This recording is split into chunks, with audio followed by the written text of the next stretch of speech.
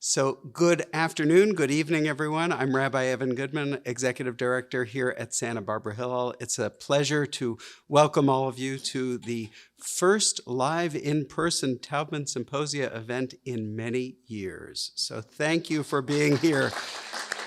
We're happy to be back with you. We have many wonderful guests, longtime friends of the program, and we encourage you to be very present and to be here to ask questions of our speaker as well. In order to introduce our speaker in this program, I would like to invite my teacher, Professor Richard Hecht, to come forward, who is the director of the Taubman Symposia, who will introduce my other professor, my dear friend and teacher, Rabbi Dr. David Ellenson. Professor Hecht. Thank you. As we were setting up, I'm going to give a little bit of a longer introduction, if you don't mind. So we've had a very full day today here in Santa Barbara. This morning, we had a really stupendous event, the groundbreaking ceremony for the Building Dreams project at our synagogue here with Rabbi Cohen, who gave a stunning, I've seen him do this for like 35 years now, but he has this ability in just a few sentences to make a very, very important point about the changing nature of Jewish communities and why this enormous project that he's embarked upon is necessary. If that's a good summary, is that a good summary? Thank you, Rabbi. And our president, or our former president, Diane Zipperstein, spoke as well about the extraordinary effort that was made by our community up to this point. So we had that in the morning. And then to have you, David, in the afternoon is really quite a full Jewish day for many of us. But before I introduce you, it's so funny to be doing these introductions. I've been doing these introductions for many, many years, and I'm trying to figure out, can I read? Since COVID, can I read what I wrote? And I can't. So I'll have to get my glasses fixed for that. But someone asked if this was the right height for our speaker. And I said, well, I don't know.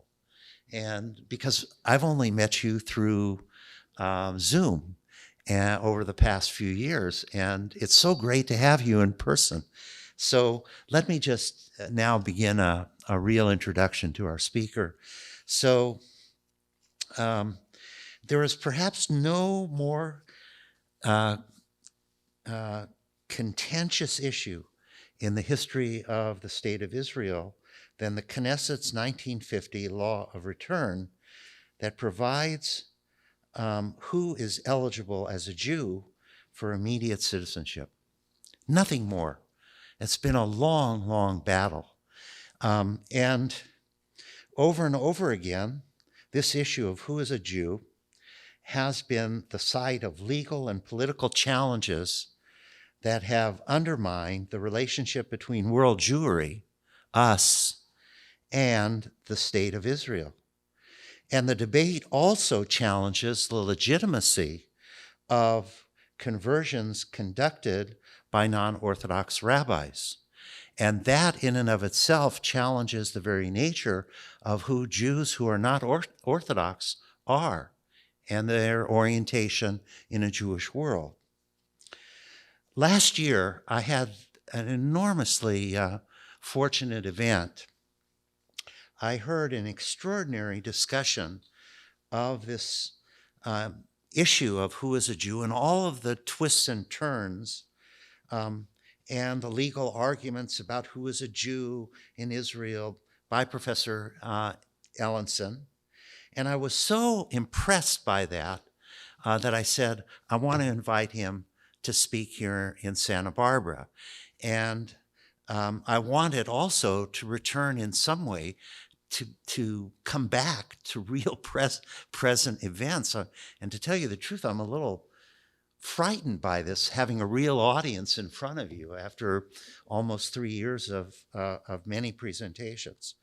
David Ellenson is Chancellor Emeritus and served as president of Hebrew Union College Jewish Institute of Religion, where he was the where he is also the Grand Cell Professor Emeritus of Jewish Thought. He has written extensively on the origin and development of Orthodox Judaism in Germany during the 19th century, Orthodox legal writing on conversion in Israel, North America and Europe during the modern era, the relationship between religion and state in Israel, the history of modern Jewish religious movements, and American Jewish life. He has taught at many universities as a distinguished visiting professor in the United States and abroad, including UCLA, the Jewish Theological Seminary of America in New York, the Hebrew University of Jerusalem, and Brandeis University, where he served as the director of the Schusterman Center for Israel Studies. He is the author or editor of 8 books and over 300 articles and reviews. His book, After Emancipation, Jewish Religious Responses to Modernity, won the National Jewish Book Council's Award for Outstanding Book in Jewish Thought in the year 2005. And his most recent book, co-edited with Michael Marmer, is American Jewish Thought Since 1934. And I recommend this book highly. I used it, I think, 2 years ago in one of my classes, because there's no other single book that I'm aware of that provides you with a sort of overview of Jewish thought in the 20th century and opens the door to what Jews are thinking about in the 21st century. So it's a great pleasure to have David Ellenson here. I'm so glad that we could team up with a wedding in Palm Springs, and we're very grateful for your driving here to join us. Welcome, Professor David Ellenson. Yes. By the way, my students, Angel Aliano, and where's Noah? Okay, Noah's still at the door. Okay, so Angel is distributing the text for today, so make sure you get a copy of this, because there's no clearer description of this issue than this sheet that we're distributing from Professor Ellenson. Okay. Well, thank you all very, very much. It is a great honor to be here. I think the last time I spoke at UCSB Hillel, Stephen Cohen was the Hillel rabbi, if I remember correctly.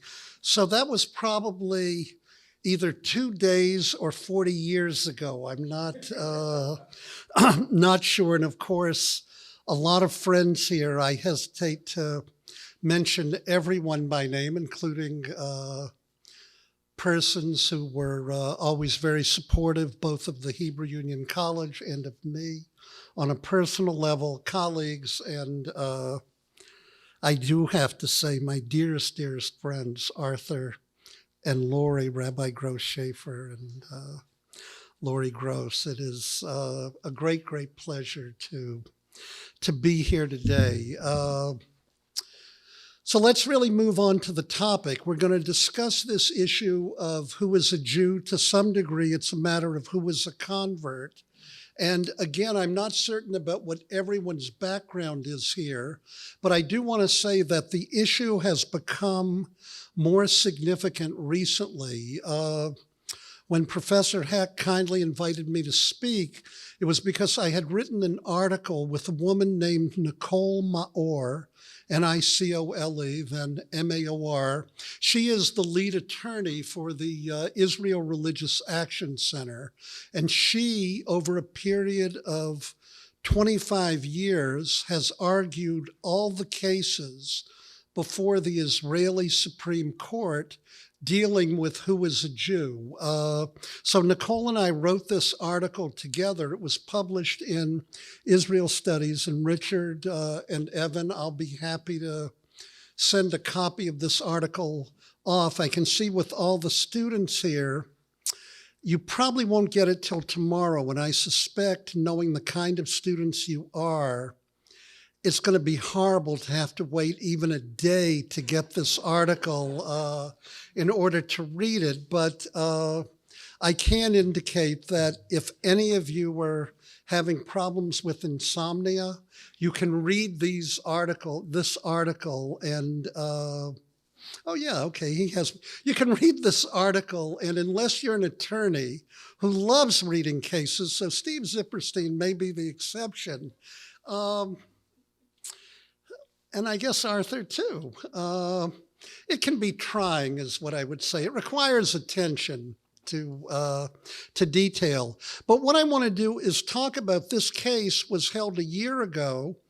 We'll see today that a case had been brought before the Israeli Supreme Court in the year 2005, in which the question was asked, could individuals converted to Judaism in Israel by Reform and conservative rabbis be recognized as Jews under the law of return? And I'll explain what that means. The Supreme Court delayed a bit in rendering a decision. The decision for the case in 2005 was delivered on March 1st, 2021. So 16 years represents a significant amount of time for deliberation, to put it rather mildly. It created havoc in Israel for reasons that I'll discuss. And some of you may have actually read in the paper that one of the new potential ministers in the Israeli government, Rabbi Aryeh Deri,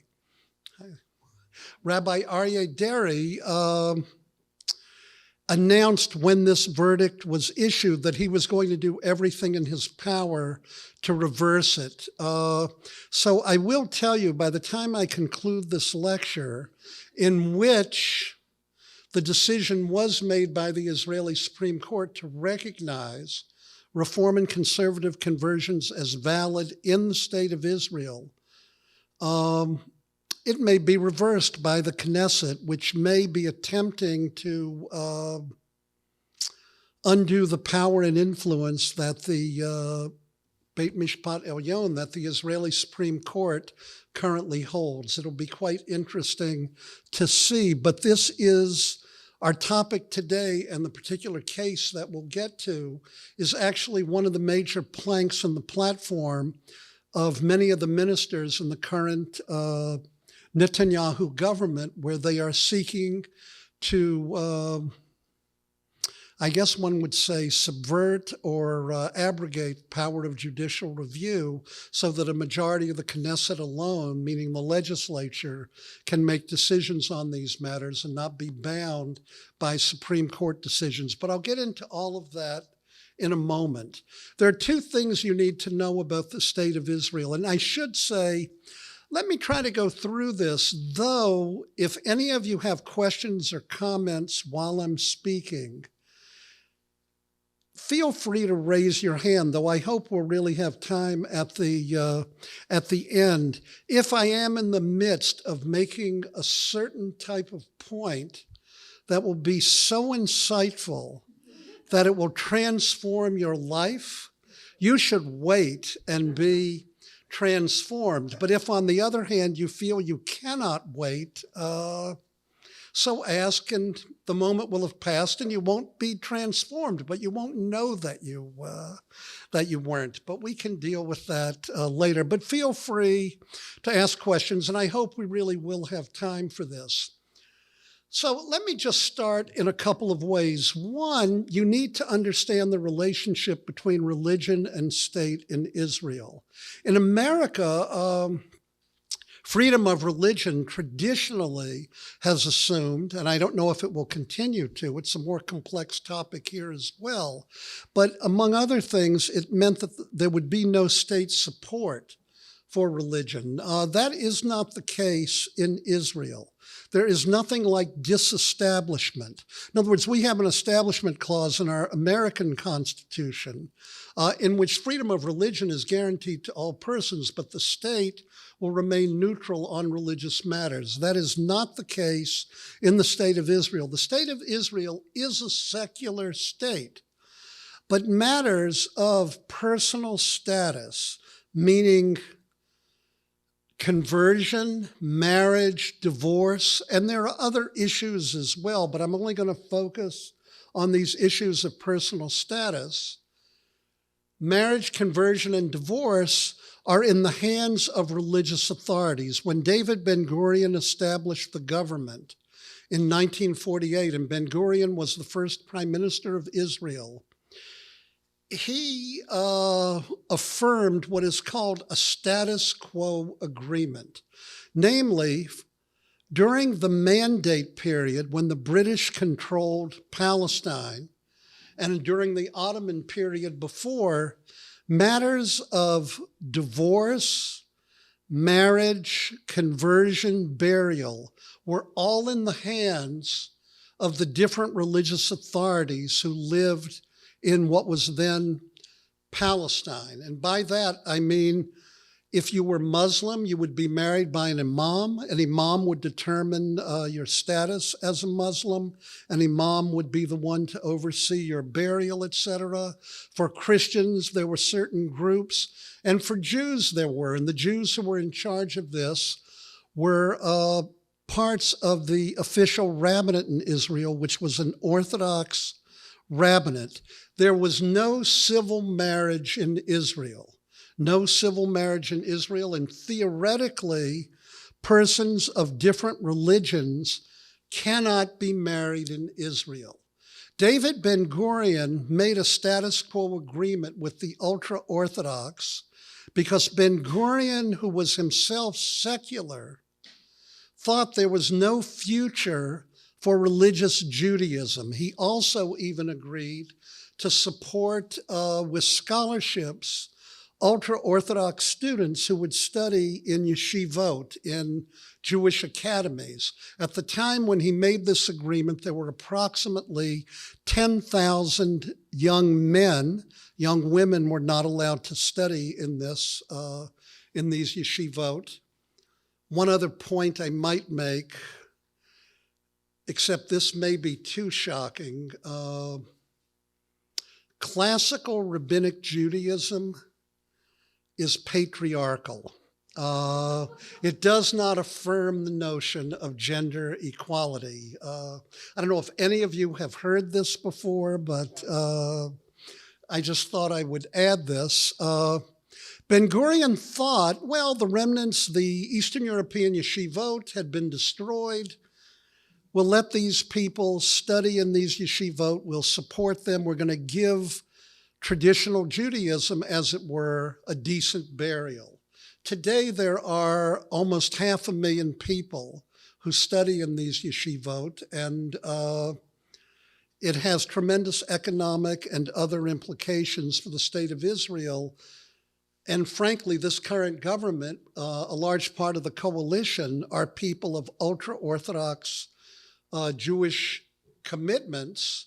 These people are trying, if anything, to get even more funds from the state to support their particular sector. But we'll leave that aside for a moment. The key point is Ben-Gurion made an agreement that matters of marriage, conversion, and divorce in Israel, determining who was a Jew for those purposes, would be in the hand of the Rabbanut, a state-sanctioned Orthodox rabbinate. So you need to understand that. By the way, the state of Israel is a secular state. It's not a theocratic one. If you're married in Santa Barbara, California, and you go over to Israel and you want to register as a married couple, they will register you as a married couple because your marriage has been affirmed legally in the United States, France, Australia, Germany, Kenya, whatever country you live in. However, should you desire to be divorced in the state of Israel, you would be unable to obtain a divorce because divorce would be in the hands of the Orthodox rabbinate, who might not recognize the legitimacy of your marriage. But the key point here is that for purposes of our lecture today, you need to understand there was a status quo agreement, and it gave power to the Orthodox rabbinate, a state-sponsored rabbinate, to oversee matters of personal status, namely to determine who was a Jew for purposes of marriage, divorce, and burial. In 1950, a law was passed called Chok HaShvut, the law of return. The raison d'etre, I would say, and it's a larger subject, but there were two major justifications on one level for the creation of the state of Israel. One, Israel was to be a merkaz ruchani, a spiritual center, a cultural center of Jewish life. The famed Zionist thinker Achad Ha'am, Asher Ginsburg, he was a proponent of cultural Zionism. The idea is that Israel would be a spiritual center, a cultural center of Jewish life. Any one of you who've ever gone on a Birthright Israel trip or have gone to study at the Hebrew University or Tel Aviv University for a year, this represents programs like this, the fulfillment of Achad Ha'am's dream. But the other raison d'etre for the state of Israel was to provide defense and refuge for Jews all over the world against the slings and arrows of anti-Semitism.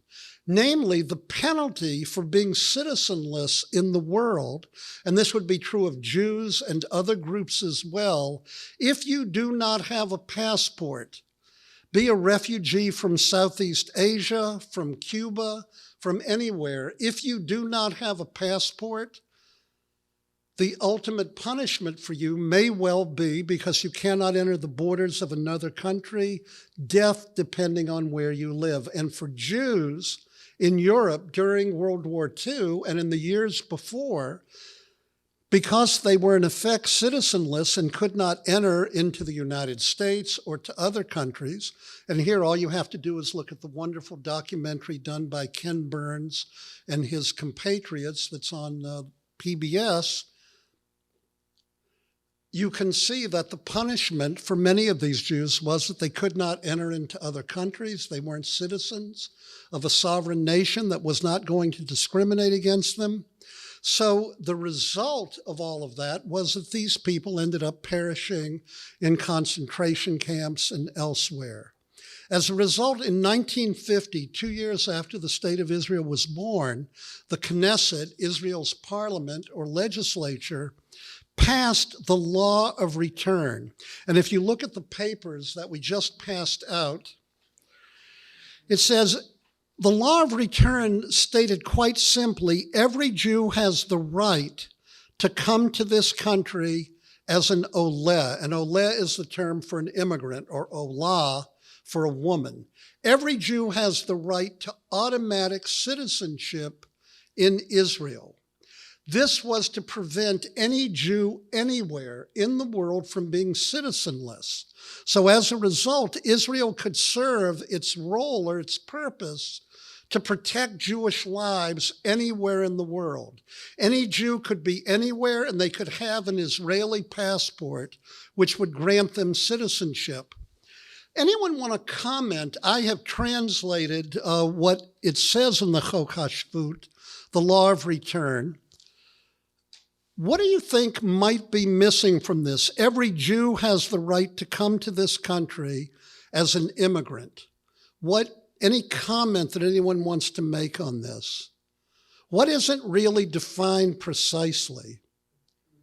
Who is a Jew? Exactly right. Namely, it never really occurred to the Chavrei Knesset, the members of the Knesset in 1950, that this would turn out to be a major issue. And when we talk about the issue of who is a Jew in Israel, it takes place on two levels. Who is a Jew for purposes of the law of return? And two, who is a Jew for purposes of marriage, divorce, and burial? They're two completely separate issues. And I think for many people, it's hard to understand this type of division, particularly for Americans. But note, you have this decision or this law that's passed in 1950. Soon there came to be debate over this in the Brother Daniel case. How many of you have heard of the Brother Daniel case? So a number of you. Who has not heard of it? So that's why you're here. You're going to learn something tonight.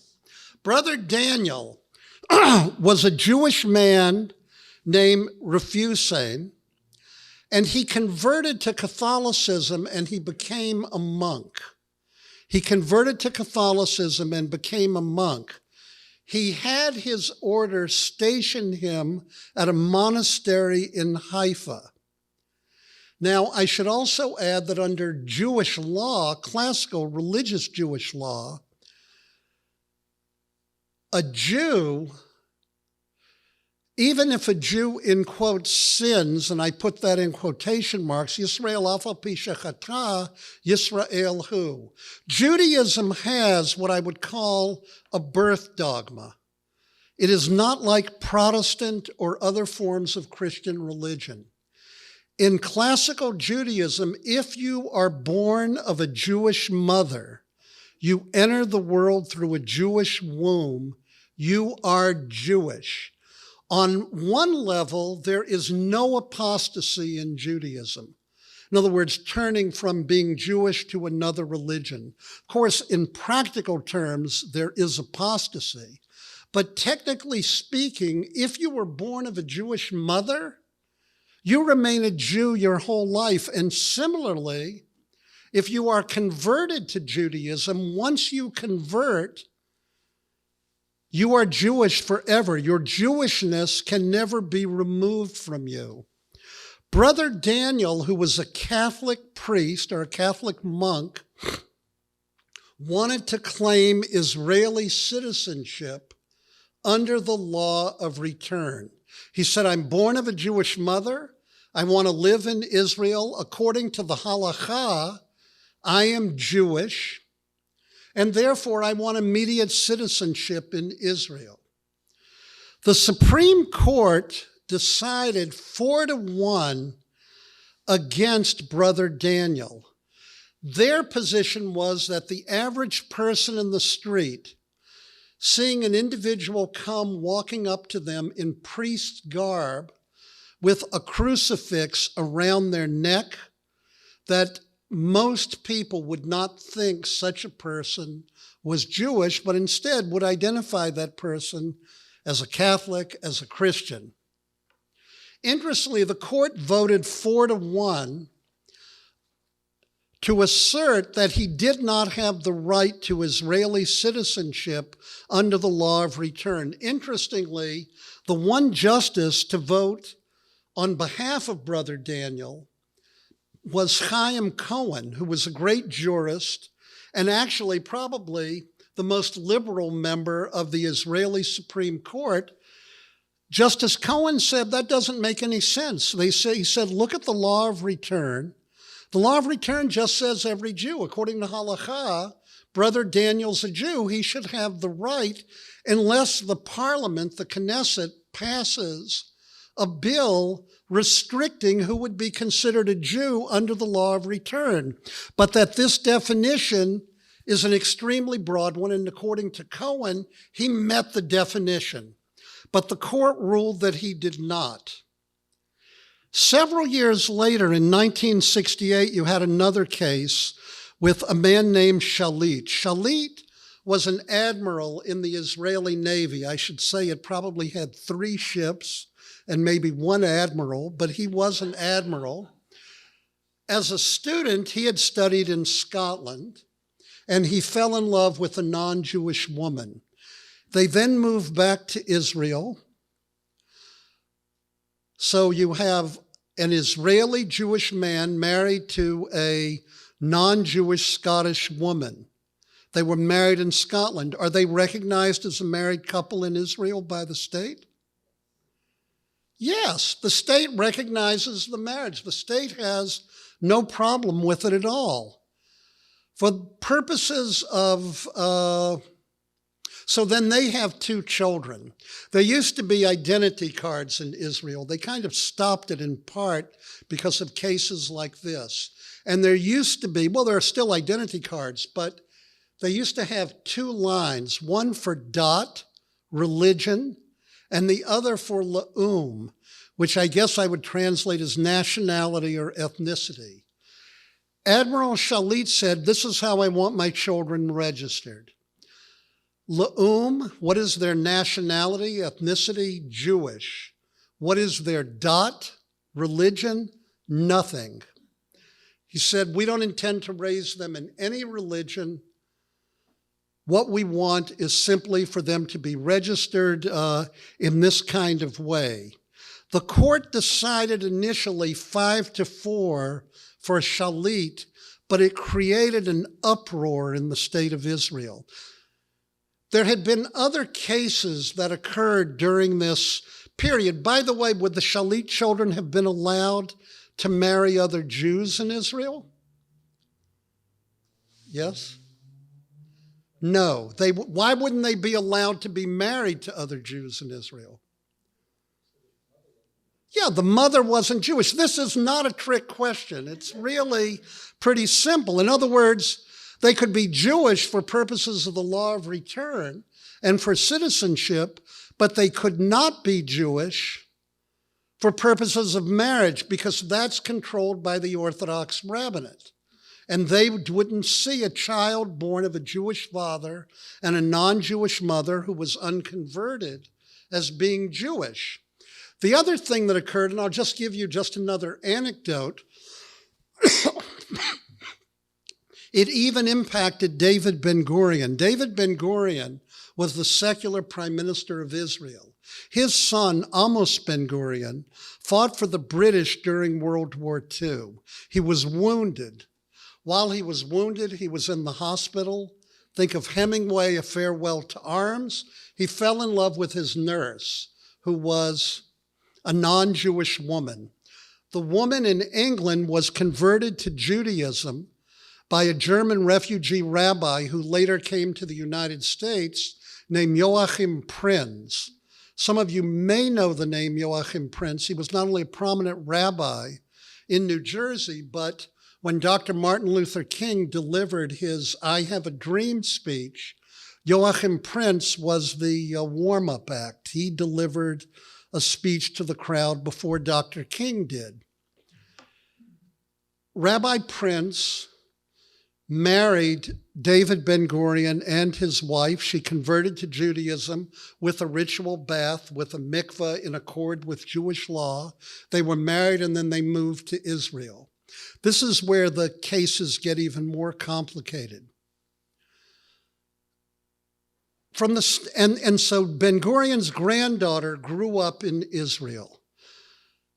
When she entered her early 20s, she fell in love with another Israeli Jewish young man, and they wanted to be married. And here I do want you to think about the difference between identity and status. If you had met Ben-Gurion's granddaughter, an Israeli woman who grew up there her whole life, served in the Israeli army, whose native language was Hebrew, do you think if you had asked her, are you Jewish, what do you think she would have answered? Yeah, she saw herself as Jewish. How would Reform and Conservative and most Jews in the world see this woman, an Israeli woman, granddaughter of the prime minister, who lives in Israel, whose mother was converted in a traditional conversion? They also would regard her as Jewish. How do you think most non-Jews would have seen her? Jewish. What one group would not see her as Jewish? The Orthodox rabbinate in control of matters of Jewish status in Israel. By the way, the Ben-Gurions live in Israel. They have no problem under the Israeli law. It's a civil state. They were married in England. Their marriage is recognized by the state. But the Orthodox rabbinate knew that Ben-Gurion's daughter-in-law had been converted to Judaism by a non-Orthodox rabbi, so they would not recognize the validity of the conversion. So one of the great ironies is David Ben-Gurion, who was the one, as the secular prime minister of Israel, who agreed to the status quo, giving the Orthodox rabbinate this power. His own granddaughter initially could not be married in Israel as a Jew because his daughter-in-law had not been converted by an Orthodox rabbi. By the way, if you've ever read, Animal Farm by Orwell, you may remember the line that all animals are equal, but some animals are more equal than others. She was taken to the mikveh, the Jewish ritual bath, the very next day, immersed in a baptism, and then she was considered a Jew by the Orthodox rabbinate, and they issued her a marriage license, and then she was married in Israel. All of these cases led the Knesset to amend the law of return in 1970. And these are the amendments to the law of return. Now, there were a couple of other factors. After the Six-Day War in Israel, I don't know how detailed I want to get here, but after the Six-Day War in Israel, a great deal of anti-Semitism arose in Central Europe, particularly in Poland. And you had a number of Polish persons who had a Jewish father and a non-Jewish mother who were being persecuted as Jews in Poland. And of course, you had the Nuremberg laws from 1935, which were racial, in Germany, which said that anyone who had Jewish blood in effect, even one Jewish grandparent, would be considered Jewish by the Nazi state. Part of the purpose, remember, of the law of return is to protect people if they're Jewish. So as a result, they expanded the law of return. For purposes of the law, Jew means a person who was born of a Jewish mother or who has become converted to Judaism and who is not a member of another religion. In other words, they didn't affirm the traditional halachic definition that a Jew is a Jew regardless. Rather, they took into account the brother Daniel case. So they said, you're a Jew if you're born of a Jewish mother or converted, but not if you've converted to another religion. That is not the standard of classical halakha, Jewish law, but it becomes a standard for the state. What else do they do here? What have they added? You're not only a Jew if you're born of a Jewish mother, but what else? And what else? How else do you become a Jew? And what kind of conversion does the state say you need to have? It doesn't. It leaves the question open again. So I will tell you, for purposes of the law of return, if you are converted by a Reformer conservative rabbi in Santa Barbara, and you then want to move as a Jew to the state of Israel, you can do that under the law of return.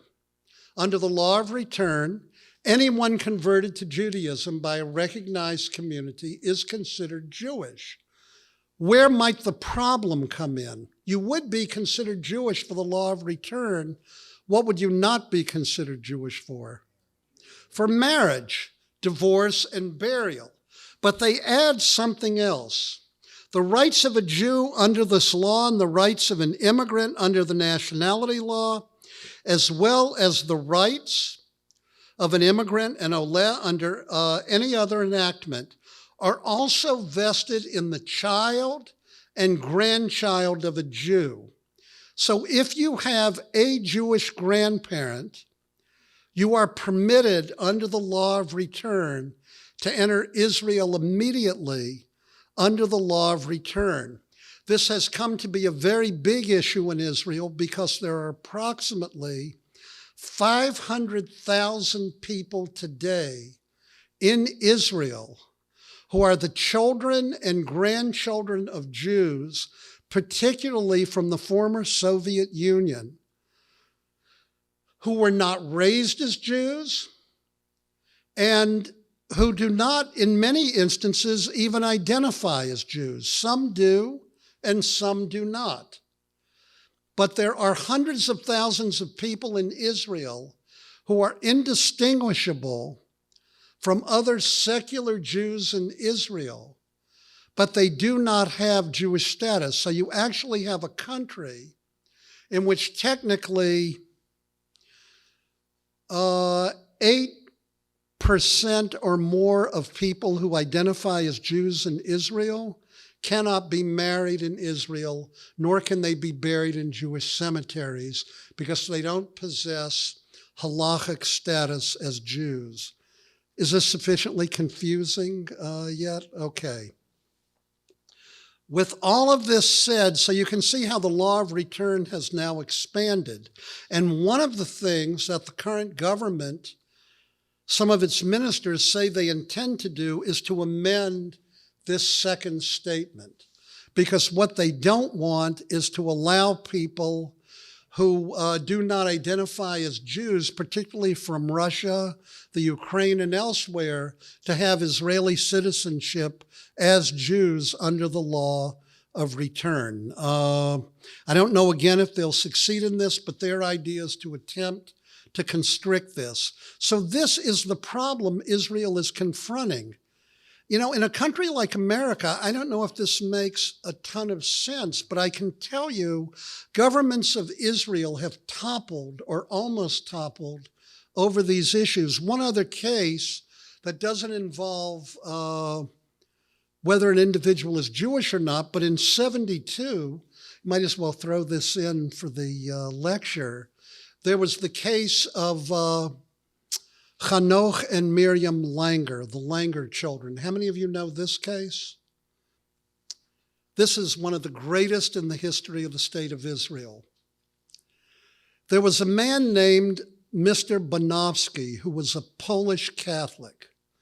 Mr. Banowski converted to Judaism with an Orthodox rabbi in Poland during World War II, and we have testimony that he saved the lives of countless fellow Jews.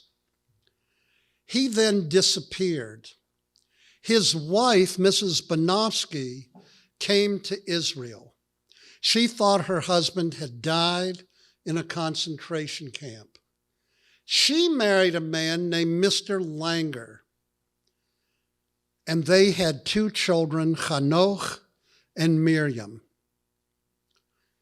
Everything seems fine, but in 1956, how many of you know the story, The Return of Martin Guerre? It's in the Middle Ages, a man who a woman thought had died. Her husband ends up showing up again. Mr. Banowski shows up in Israel. This is really a technicality of Jewish law, but it is Jewish law. Do any of you know what the problem with that is then? Mrs. Langer, from the standpoint of classical Jewish law, had no right to marry Mr. Banowski. She was really what they call an agunah, a chained woman. And as a result, in Judaism, it made her children illegitimate. The word is mamzer. But it's not good to translate a mamzer in English as bastard, because in American law, most Western law, we think of an illegitimate child as a child born out of wedlock. That is not the case in Jewish law. In Jewish law, a child is illegitimate if they are born of an incestuous union, or if the mother is an adulteress. A married Jewish man can have relations with a single Jewish woman, and that child is legitimate. But if, I know it's hard to believe again, the egalitarianism that marks classical Jewish tradition, but if a Jewish woman is married and has relations with anyone other than her husband, the child is illegitimate. There is only one penalty for illegitimacy. The child is Jewish. A mamzer cannot marry another kosher Jew. So what would this have meant? The Langer children, Hanoch and Miriam, were now unable to be married in Israel because they were illegitimate. This became a very famed case in Israel. Most secular Israeli Jews know about as much about these laws as I suspect most of you in this room do, which is to say they don't know about these laws at all. And that included Golda Meir, the prime minister. Golda Meir called Rabbi Goren, who was the chief rabbi of Israel, said, I don't understand what's going on here. These kids, Hanoch and Miriam, have grown up in Israel. They've served in the army. They want to get married. If you don't do something to let them get married, I am going to disrupt the status quo agreement.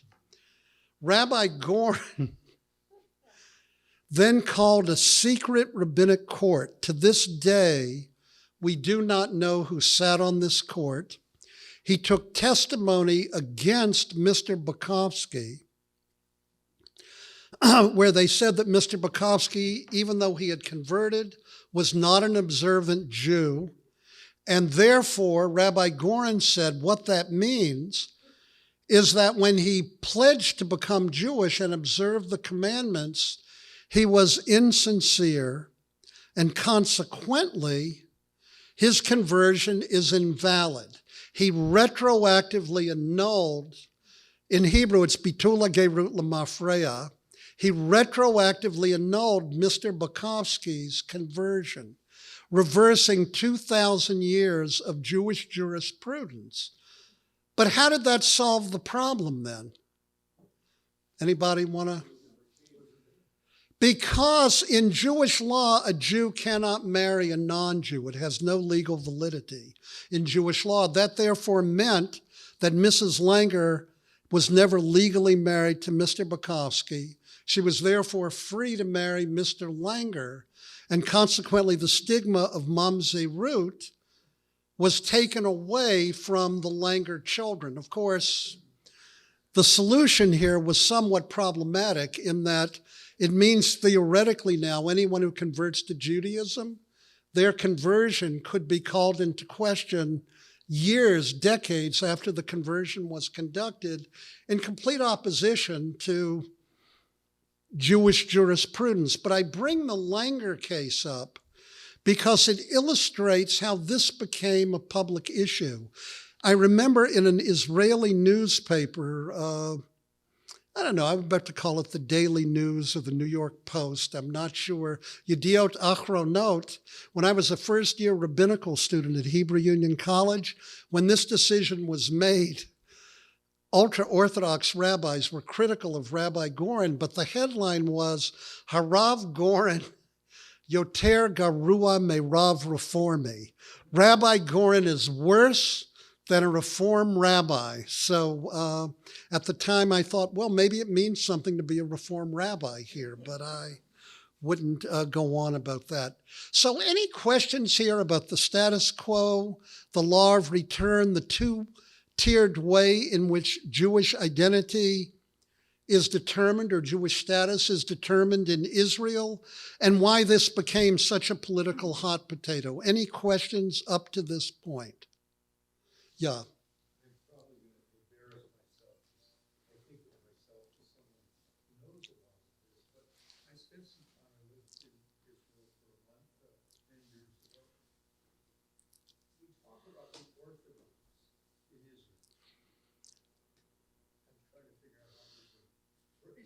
Well, phrase it and then we'll rephrase it. Then I'll tell you what you meant to ask. David, let me just interrupt for just a moment. If we hold our questions until the end, we'll be able to use the microphone and you'll hear yourself, see yourself on the video. Okay. Okay, so we'll wait 1 minute, but you get the first question then, Mike. So does everyone understand where we are at this point? Finally, then, you begin to get cases that lead up to these other cases. There's a woman named Shoshana Miller who had a Jewish father, but she also converted with a Reform rabbi. And the court never quite decided. She had the right to make aliyah under the law of return even without the court case. but she was converted by a Reform rabbi. She held a case, and what she asked was that her conversion be recognized by the state. The officer of the state, there's a population registry. According to the population registry, the bureaucratic officer had to list her as a Jew, but he was Orthodox and didn't feel comfortable with her conversion, so he wanted to place the word convert next to her name, which runs totally against Jewish law, and the court would not allow that. Furthermore, and this becomes significant, the court ruled that anybody who undergoes conversion in a recognized Jewish community, that conversion is recognized for purposes of the law of return. You have the right to make aliyah. If any of you in this room are not Jewish and you're converted by a non-Orthodox rabbi here in the United States, and you then want to move to Israel under the law of return, and according to the Miller case, you have the right under the law of return to be considered a Jew under the law of return, and you'll be treated as an Israeli Jewish citizen. Just don't try to get married or buried there, but everything else you have a right to. Then you began to have other cases. The Shas, which is an ultra-Orthodox Sephardic party. The current head of Shas is Rabbi Deri, who's just been removed from his post in the cabinet because of the ruling of the Supreme Court, because he has been imprisoned for bribery and other issues. The decision was made, and it rejected. The Shas party wanted to state specifically that people converted by non-Orthodox rabbis would not have the right to be considered Jewish under the law of return in the population registry. The Supreme Court at that time said, yes, they are to be considered Jewish, and it doesn't matter if the congregation is Orthodox, conservative, or Reform.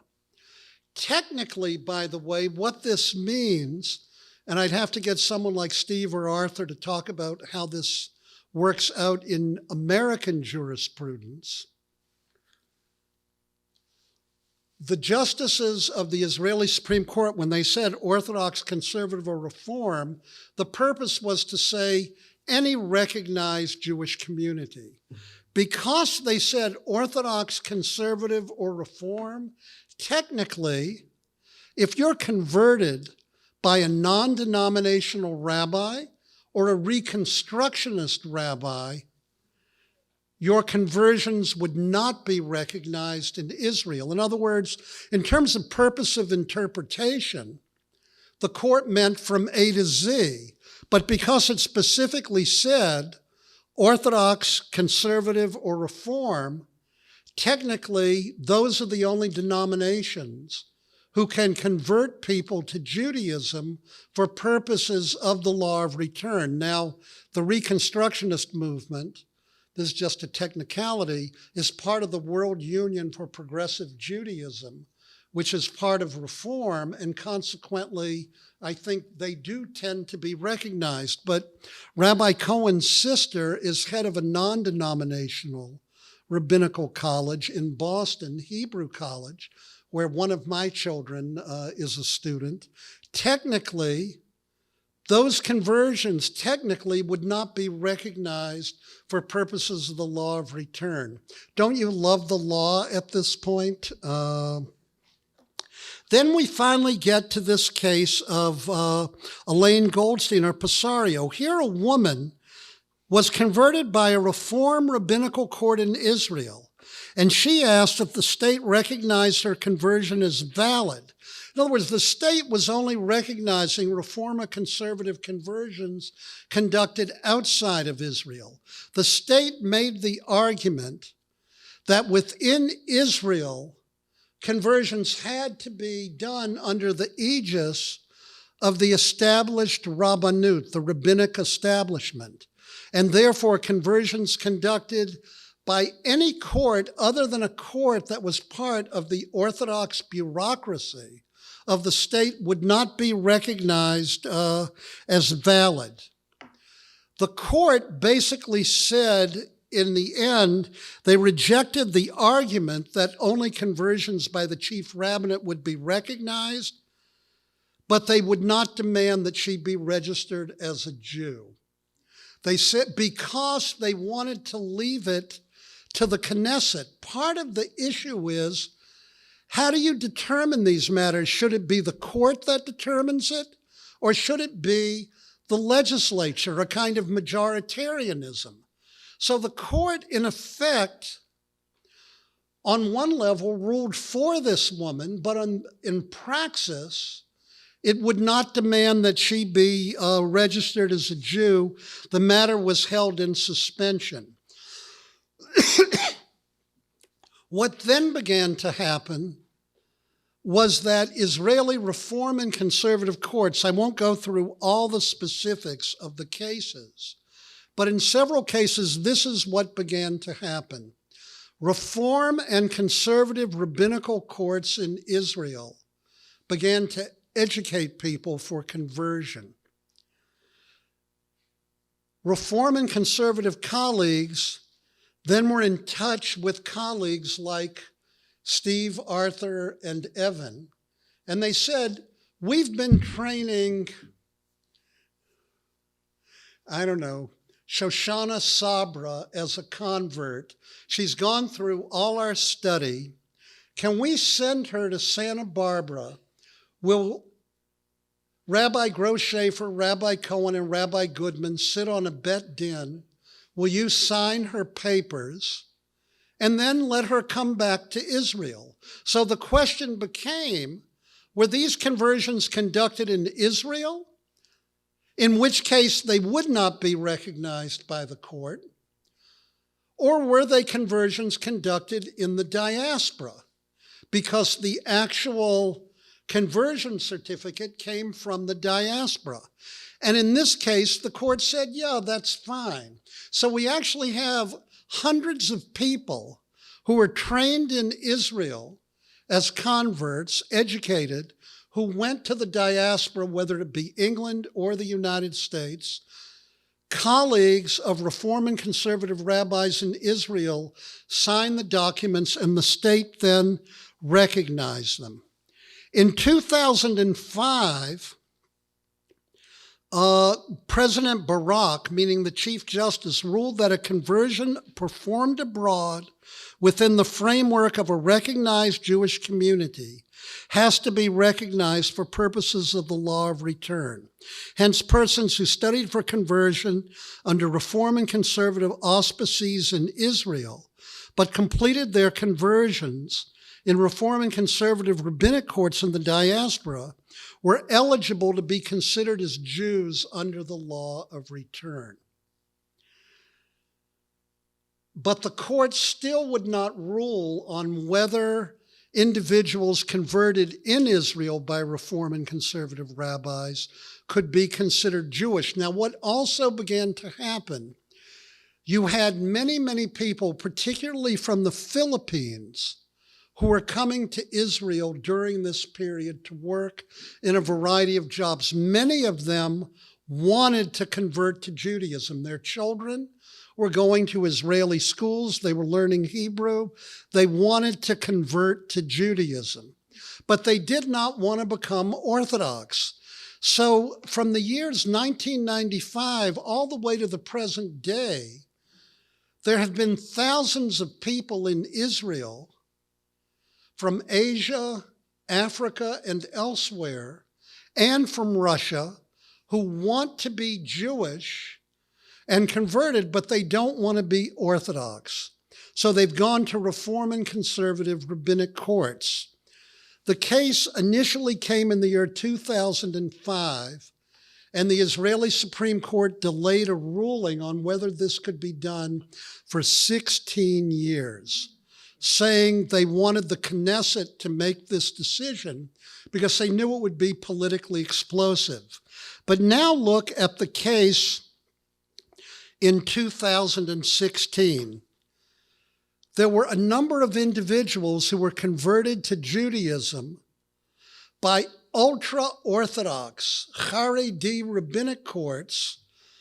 There is an ultra-Orthodox population in Israel, and their rabbis are not under the aegis of the state-recognized Orthodox establishment. The question is, could persons converted by this ultra-Orthodox rabbinic court be considered Jewish? You know, part of what I really like about this, I just have to add this. Think of the world that we live in. Climate change, people destroying one another. You have to admit the Jews know how to keep their eyes on the ball. Namely, can these children be considered Jewish or not? I once wrote an article on a rabbi in New Orleans, Louisiana, a case 1864. Child born to a non-Jewish mother and a Jewish father. Question is, can this little baby be circumcised in a Brit Milah, a covenant ceremony according to Jewish law, on the 8th day? Can the child be converted and therefore then be eligible for conversion to Judaism? Someone here who's an American historian will help me. How many people were killed in the Civil War? 600,000 people killed, a country destroyed, divisions like nothing we've ever had. But the Jews in New Orleans know what's important. Can you circumcise a little baby boy who's 8 days old, born of a Jewish mother and a non-Jewish father? I mean, I'm editorializing and not being a professor at this moment. Because of the case in 2016, where the court said, because it was an ultra-Orthodox Bet Din, an ultra-Orthodox rabbinic court, that the conversions were valid and needed to be recognized by the state, and the ultra-Orthodox, this is a great irony, were joined in briefs by, amicus briefs, by the reform and conservative movements, because they were exactly the same question. In other words, once the court ruled that rabbinic courts outside of the rabbinic establishment could be deemed legitimate for purposes of recognizing conversion, then there was no argument to issue against reform and conservative rabbinic courts. And finally, Esther Chayat, who is the current Chief Justice of Israel, who clearly wants a war with the current government, because it was she who ruled that Derry could not sit in the cabinet. If she didn't want to have a war with the current government, she would not have issued that ruling. On March 31st, in the case of Natalia Dahan, she wrote the opinion. She said, we've been waiting 16 years on this case. I told the Knesset, you need to enact this kind of law. They have not done so, and she felt 16 years was sufficient to give the Knesset an opportunity to do this, so that she ruled non-Orthodox congregations in which the petitioners before us converted are established communities in Israel. They have a common and known Jewish identity, formal frameworks of communal function.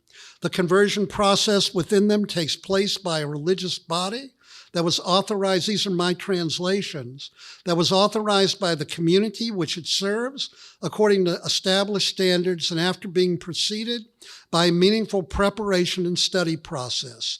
These congregations, as has already been ruled, are part of the central streams of world Jewry, and the respondent, meaning the state itself, has recognized for some time conversions performed in these congregations overseas for purposes of the law of return. Seeing as under all accounts these congregations are recognized Jewish communities, and so long as the legislators have not legislated differently, there are no grounds not to recognize converts like the petitioners who converted in these congregations in Israel as Jews for the purpose of the law of return. And that is why in March and April last year, this was a front page story in the New York Times, that the state of Israel finally gave formal recognition to conversions for purposes of the law of return that would recognize these converts as Jews. And this is among other enactments or rulings, I guess I should call them, of the Supreme Court that the current government in Israel, or at least some of its legislators, have sworn to repeal. They want to circumvent the court. So if you ever do read this article, it's not even a year later, and the ruling may be completely circumvented in the next couple of months.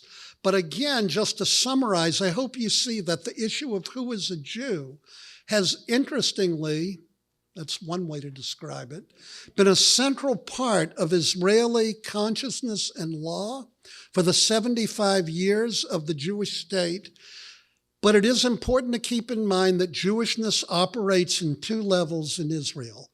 One, purposes of marriage, divorce, burial under the control of the Rabbanut. And then every other way in which Jews could be recognized under the law of return as Jews, under the law of return. And at this moment, these represent two very different pathways in Israel for this very complicated question. I hope I haven't been too detailed or boring, but it's kind of fascinating to read these cases, and that is where the state of Israel currently stands on the question of who is a Jew. Thank you all.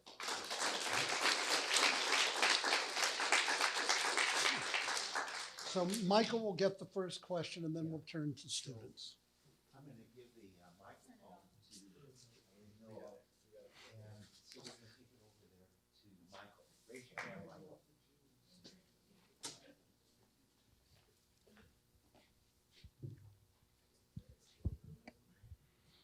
As fascinating as all this was, thank you. I'm curious because this is very focused on the law of return, which Yes. leads also to citizenship. What does one do who is not Jewish but wants to live in Israel? There Oh. must be some people Yeah. that want to live there. It's a fascinating place. They do. No, but then you go through a process of naturalization. In other words, it would be just like coming to America and becoming a citizen. I don't know all the details of the law, but if other people want to come, the interesting part about the law of return, so that's the answer. It's actually a quick answer to your question. You can become a naturalized citizen. What is interesting is that among particularly Russian Jews, there are a number, or Russian Jews under the law of return, grandchildren of Jews. Many of them, probably over 100,000, are actually Christians. They have not been Jewish for at least 2 generations, and they identify as Christians. They create churches. If you go to Tel Aviv, you'll see Christmas trees in many of the stores, etc.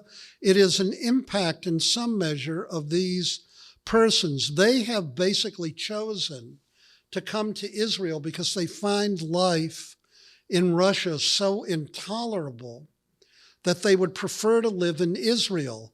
But there are a number of legislators, not just Orthodox ones, who are considering amending the law of return so that grandchildren of these people who really don't identify as Jews in any way might not be eligible for Israeli citizenship automatically under the law of return. There's a scholar named Nathaniel Fisher who has written on this very extensively, and this is another issue that is likely to become a major flashpoint in Israel over the next couple of years. Questions, comments, any of the students? Okay, and then I'm not trying to, want to give students a chance.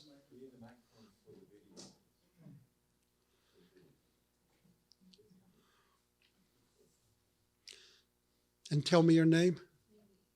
Okay, what year are you in? Fourth year. Okay, maybe speak into the microphone. So for the naturalized citizens, are they allowed to get married? Do you know? They're not allowed to be, if you're a naturalized citizen and you're not a Jew, Israel has no civil marriage. There's just no civil marriage. So if you're not a member of a religious denomination, there's no way to be married in Israel. Now, what does happen in Israel is that there are many people, thousands of people who go to Cyprus or will come to the United States or go to Kenya. They get legally married over there, and then their marriage is recognized by the state of Israel. But they're not allowed to be married in Israel. You have to be a member of a religious tradition in order to be married in Israel. There's just no civil marriage. There is also another group of people, and there are a couple 100,000, and it would require an attorney to discuss the distinctions. I'm not completely sure, but there are people who are Yedu'im B'tzibur. That's the phrase, Yedu'im B'tzibur.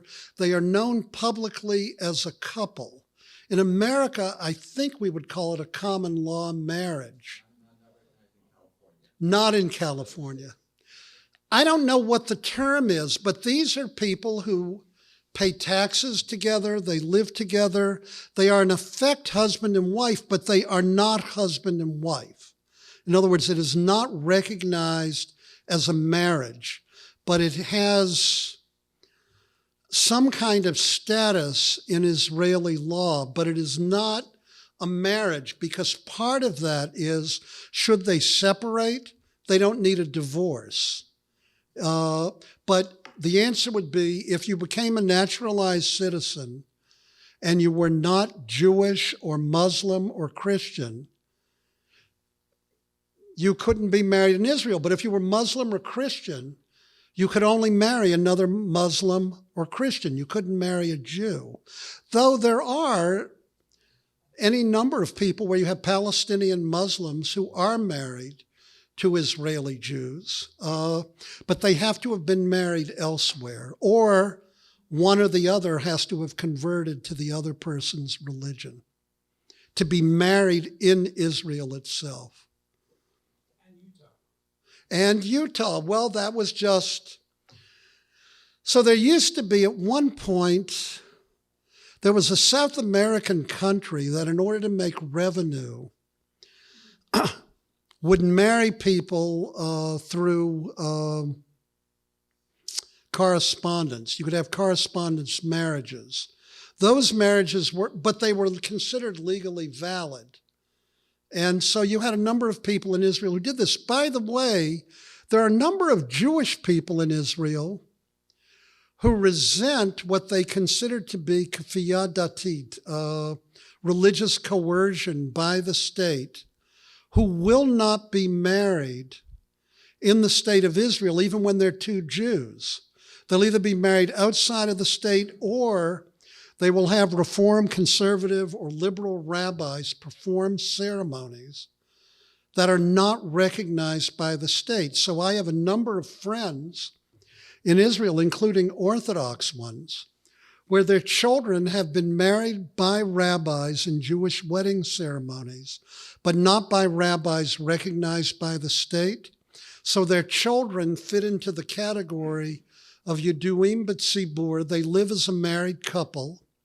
By the way, there's no problem with legitimacy, because remember, illegitimacy in terms of children only really results from an incestuous union or a child born out of an adulterous union where the mother is an adulteress. So these couples live in Israel with no problems whatsoever, and they have been married sometimes by Orthodox rabbis in ceremonies. but they're just not recognized by the state as married couples.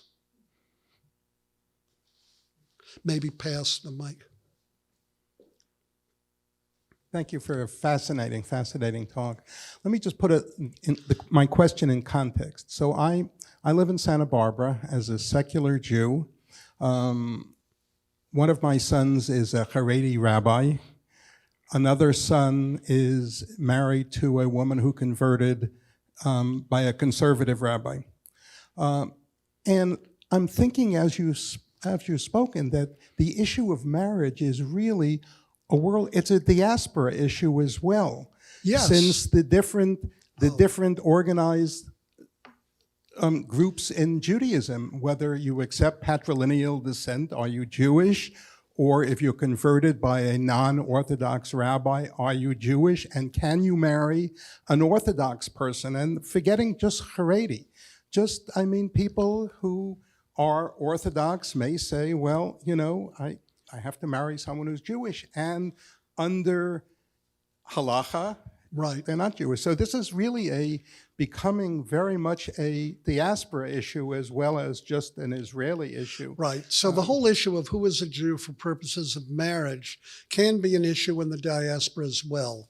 In general, and I want to say consult your local rabbi for details on this, but in general, conversions conducted by non-Orthodox rabbis in general are not recognized as legitimate by Orthodox authorities. There was a man named Rabbi Moshe Feinstein, who was a leading Orthodox posek, legal decisor in the United States. He was asked once, what is the legal validity of a conversion conducted by a conservative rabbi? And he ends it by saying, Pshita, it's obvious, Shahagerut shel harabbi, and he spells it, if any of you know Hebrew, Resh Aleph Beit Yud Yud Samech, rabbis. He won't even call them Rav as you would in Hebrew. He just spells it out. Pashut she'enam klum. They have no legal validity at all. Now, having said that, the conservative movement, Rabbi Isaac Klein was their leading decisor, has said that any conversion conducted by a Reform conservative Reconstructionist rabbi, all of them are valid if there has been the mikvah, if they've had ritual immersion and circumcision or the drawing of a drop of the blood for the covenant. So Reform and conservative rabbis officially in the United States recognize one another's conversions. The difference in Israel as opposed to the United States is there are no legal implications in the United States. Namely, in America, it's all voluntaristic. In Israel, it actually has legal implications in terms of rights, funds that are given to people. I won't even get into what this means about the state of Israel as a Jewish state vis-a-vis its non-Jewish citizens or Palestinian Arabs who are under Israeli control. But in Israel, the difference is the government is involved. In America, if your Haredi son doesn't want to recognize the legitimacy of the conversion of his sister-in-law, that can be a family problem. I would never deny that. And there are all kinds of psychological issues that would be involved.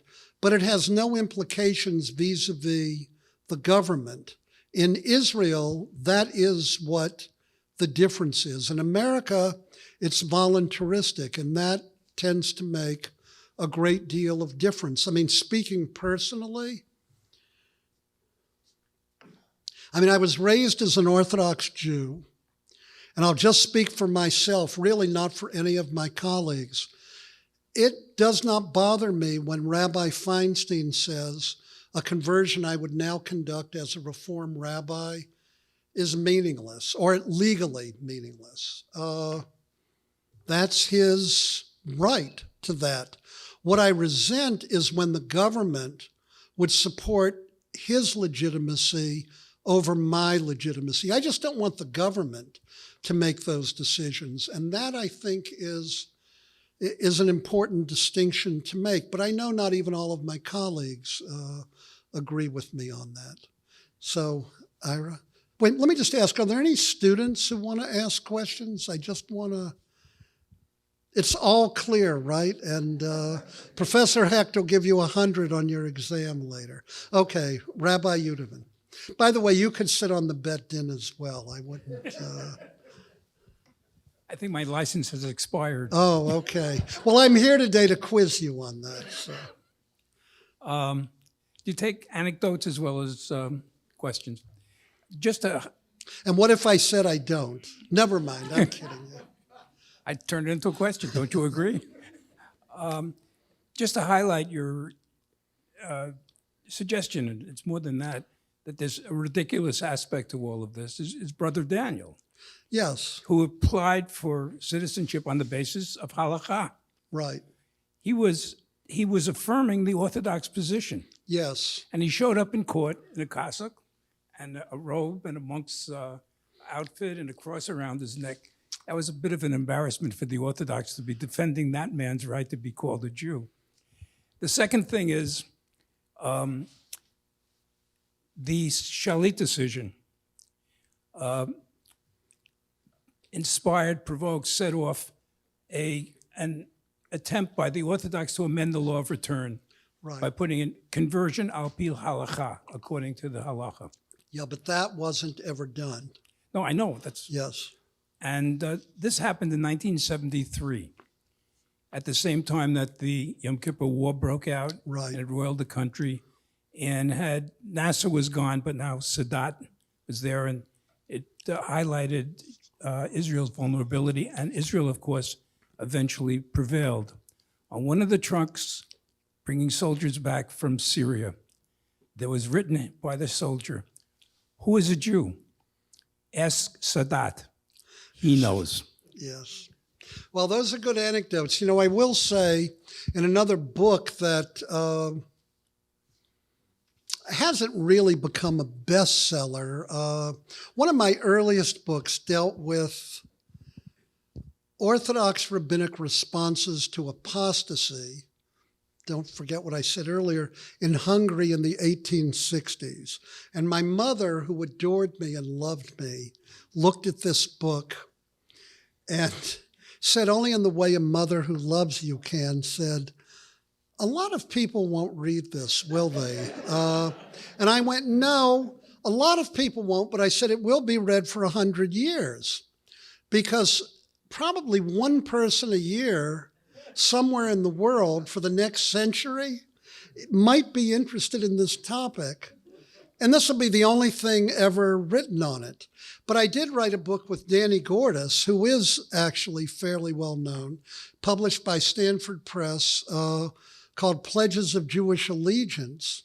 And it deals with Orthodox rabbinic writings on conversion. So we begin the book by talking about a case in Israel where you have a Russian Israeli secular Jew whose mother, though, was not Jewish, but he served in the Israeli military and he was killed in combat for the Israel Defense Forces, buried in a Jewish cemetery, and the ultra-Orthodox rabbinate demanded that his body be disinterred from a Jewish cemetery and put in a secular burial place. So we did comment, or we quoted the Israeli press that said, it's interesting, within Israel, most of the ultra-Orthodox will not serve in the military, that you have a young man who gave his life defending the security of these ultra-Orthodox rabbis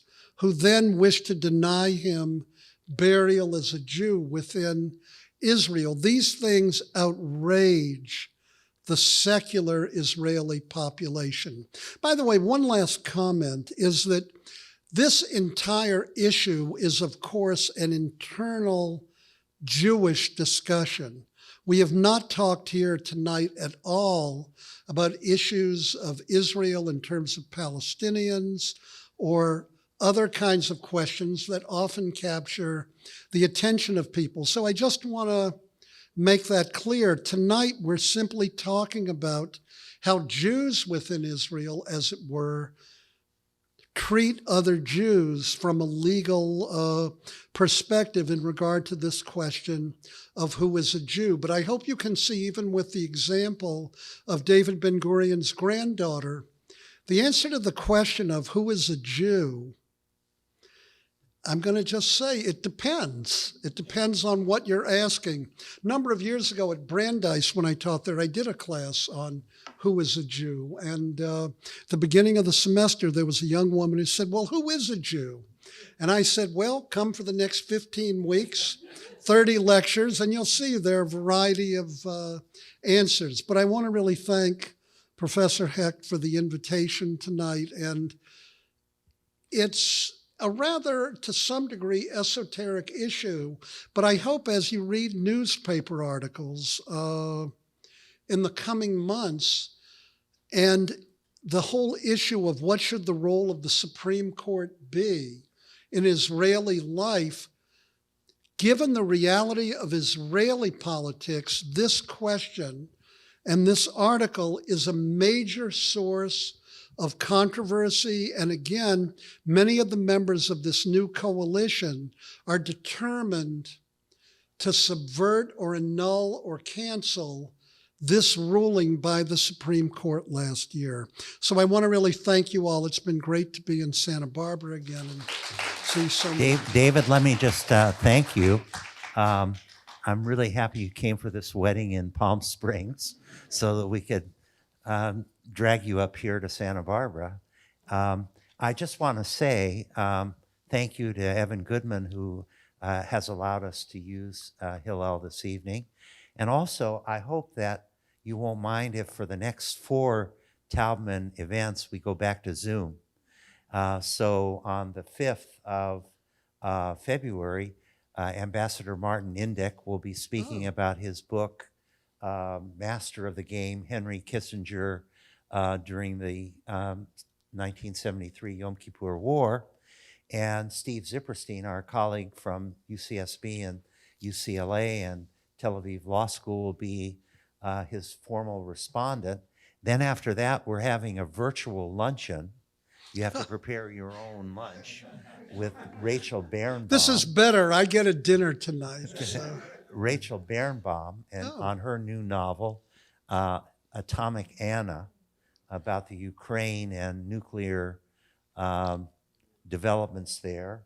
Then we have, and this is an event I'm really interested in because we're highlighting Latin American Jewry. And Marjorie Agnosin, who is a Chilean, will be speaking in February. And then we end with the true story of Bambi and Jack Zipes telling us that Bambi is really a Jewish tale.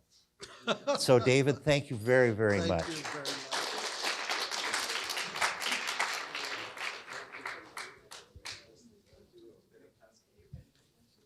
Thank you all for being here. And for students who are here, we're going to ask a favor. If you don't mind, we could really use a hand stacking chairs. It will take 2 of us a very long time to do it, or the whole room of us just a few minutes. And we've got the dollies to stack them in the back. We can help guide you. Thank you. If you can lend a hand, that would be great.